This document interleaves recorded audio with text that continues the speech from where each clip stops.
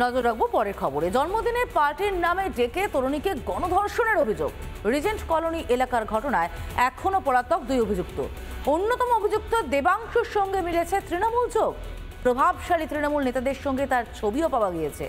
উঠে আসছে স্থানীয় বিধায়ক ও মন্ত্রী অরূপ বিশ্বাসের সঙ্গে তার যোগের তত্ত্ব।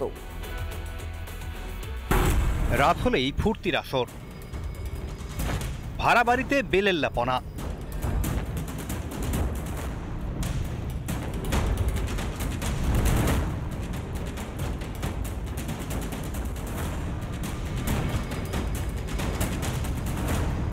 টালিগঞ্জ এলাকার রিজেন্ট কলোনি, সেখানেই বাড়ি ভাড়া নিয়ে থাকতো দেবাংশু বিশ্বাস।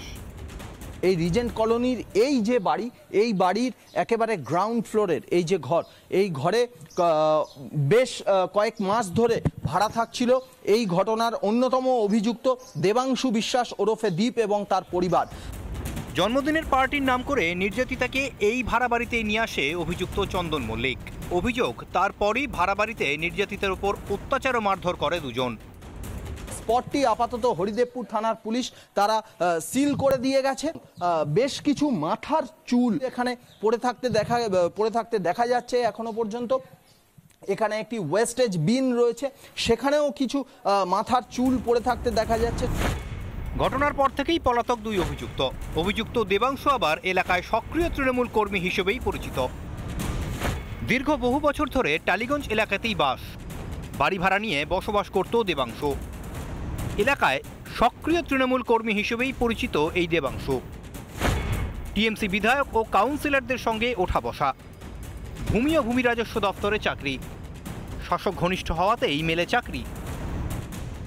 ভাড়া বাড়িতে রাত হলেই বাড়ত একাধিক ব্যক্তির আনাগোনা। চলত দেদার মৎসব। অনেক আসতো, সব ওদের ঘরে মদ খাওয়া হতো। 7টা-8টা ছেলে আসতো ওর ঘরে ডিম করত। তারা ওই অগ্রগণী মাঠের ওই দিকে থাকে। একাধিক তৃণমূল নেতার সঙ্গে ছবি। অভিযোগ উঠে আসছে স্থানীয় বিধায়ক অরূপ বিশ্বাসের সঙ্গেও নাকি ওঠা বসা ছিল গণধর্ষণে অভিযুক্তদের। হরিদেবপুর গণধর্ষণ কাণ্ডের অন্যতম অভিযুক্ত দেবাংশু, সেই দেবাংশুর সঙ্গে এবার নাম জড়ালো রাজ্যের এক মন্ত্রী অরূপ বিশ্বাসের। এই দেবাংশুর মা কথায় কথায় গল্প করতেন যে রাজ্যের মন্ত্রী অরূপ বিশ্বাসের সঙ্গে থাকে তার ছেলে অর্থাৎ দেবাংশু, এবং অরূপ বিশ্বাসের সঙ্গে বিভিন্ন কাজ করে দেবাংশু। অরূপ বিশ্বাসের সঙ্গে কাজ করতো, কি কাজ করতো সেটা আমি জানি না। পার্টির ব্যাপারে কি কাজ করতে হবে জানি।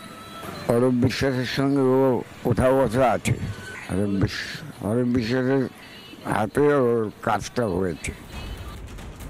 রিজেন্ট কলোনিতে সম্প্রতি ভাড়া গেলেও আগে অগ্রগামী এলাকায় ভাড়া বাড়িতে বসবাস করত দেবাংশু।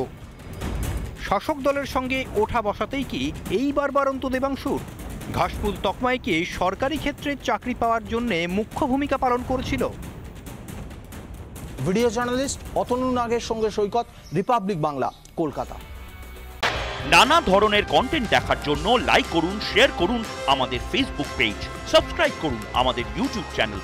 পাশাপাশি অন্যান্য ব্রেকিং নিউজের জন্য অবশ্যই চোখ রাখুন রিপাবলিক বাংলায়।